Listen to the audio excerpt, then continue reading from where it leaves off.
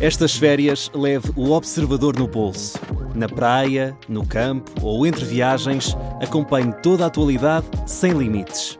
Assine com 40€ de desconto e habilite-se a ganhar uma estadia de 2 noites num dos hotéis boutique da Small Portuguese Hotels.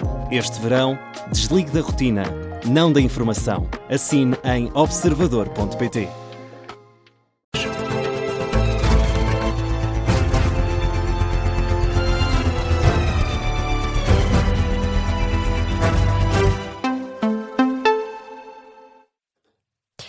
Jornal das 11 com o José Rafael Lopes e José André Ventura acusa Luís Montenegro de cobardia política na reação à crise migratória em Ceuta. O líder do Chega diz que tanto a União Europeia como o Primeiro-Ministro estiveram mal e acusa Luís Montenegro de agora estar a fazer tudo para tentar agradar a Pedro Sánchez. Acho que a Europa esteve muito mal e acho que o nosso Primeiro-Ministro esteve muito mal, francamente.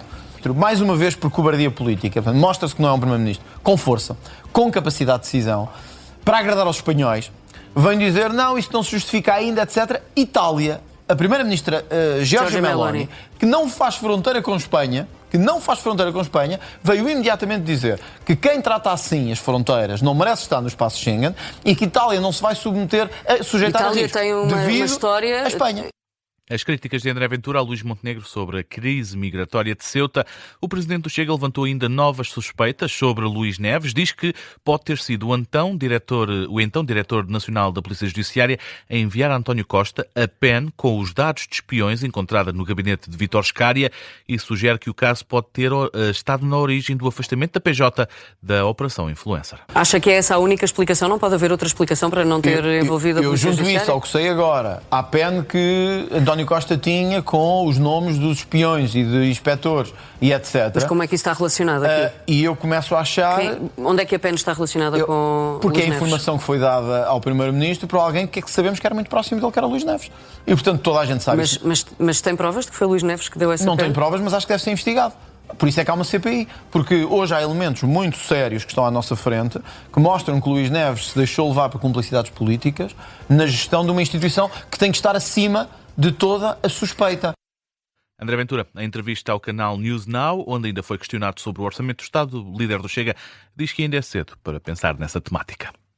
O PSD ataca o legado do PS em política de imigração. São críticas que chegam depois do caso de Ceuta. O governo recusou atacar Pedro Sánchez no momento mais crítico e rejeitou também assinar a carta de 22 líderes europeus a pressionar o chefe do governo.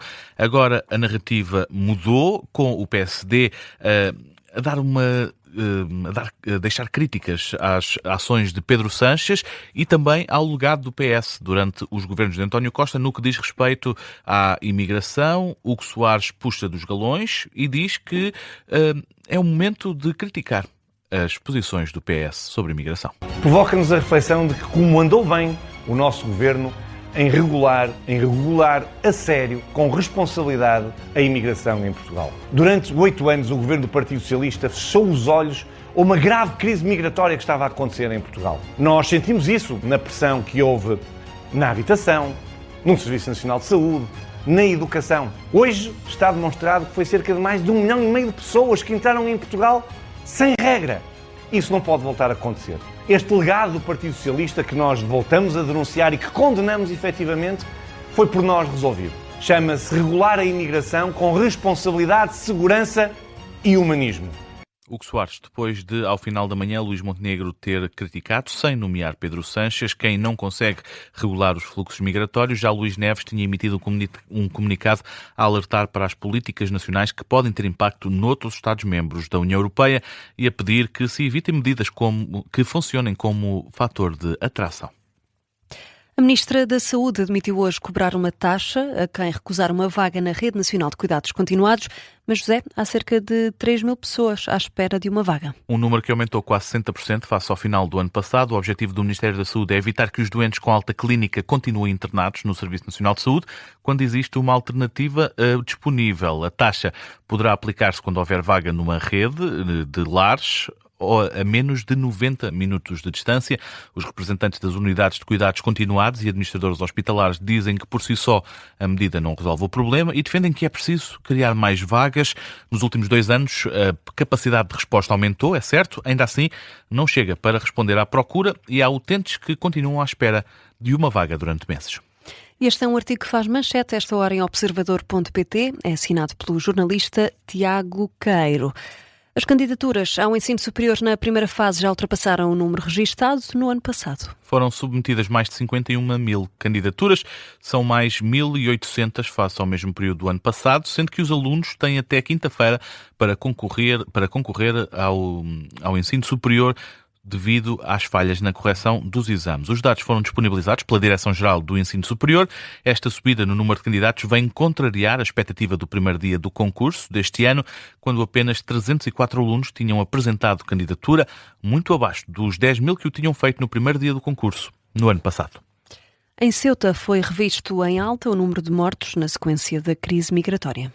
São agora 79 vítimas. O Instituto de Medicina Legal de Ceuta recebeu os corpos de 79 pessoas que morreram a tentar atravessar a fronteira para a Espanha. 2 pessoas terão morrido a tentar chegar à cidade, ainda antes da travessia em massa em Ceuta, enquanto os outros 77 morreram no mar afogados durante a travessia. 2 dos mortos foram identificados através de impressões digitais, uma vez que estavam registados em Espanha.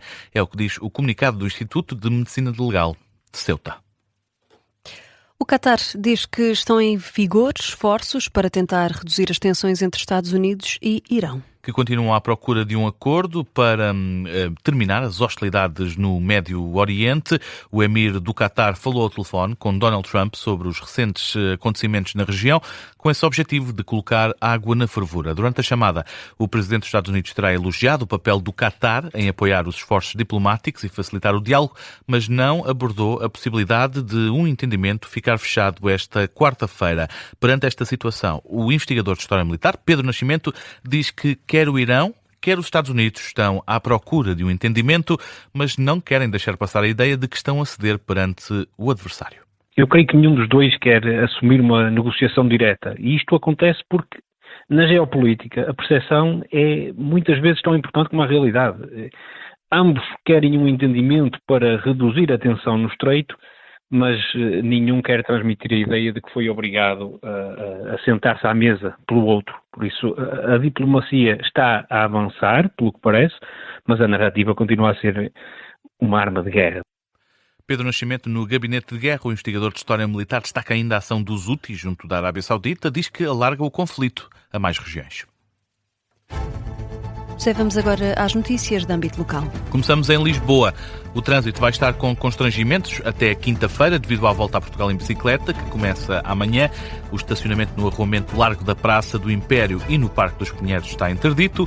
Já a Avenida da Índia está cortada parcialmente. Amanhã, contudo, a via vai estar totalmente encerrada entre as 9 da manhã e as 10 da noite. Em Sintra, os constrangimentos só começam amanhã, a começar pelos parques de estacionamento junto ao Palácio Nacional de Queluz, que vão estar interditos a partir do meio-dia.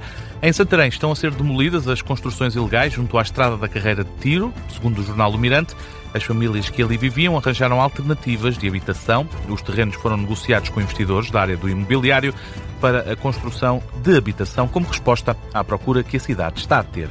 Em Leiria, as freguesias exigem que o Fundo Municipal de Apoio às Tempestades inclua sedes e freguesias. Foi a primeira lacuna apontada na reunião do Conselho Executivo da Associação Nacional de Freguesias, que pede ainda que haja majoração para os territórios mais afetados pela tempestade Christine, como é o caso de Vieira de Leiria.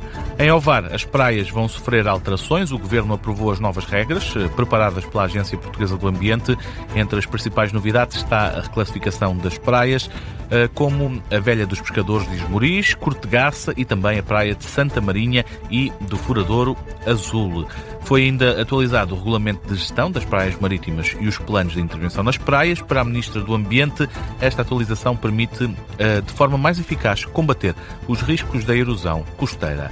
Em Vila do Conde continua a decorrer as festas do Nosso Senhor dos Navegantes, conta com milhares de fiéis e visitantes. Celebrou-se hoje o aniversário da dedicação da Igreja ao Senhor dos Navegantes. Amanhã há concerto de Leiter Ensemble.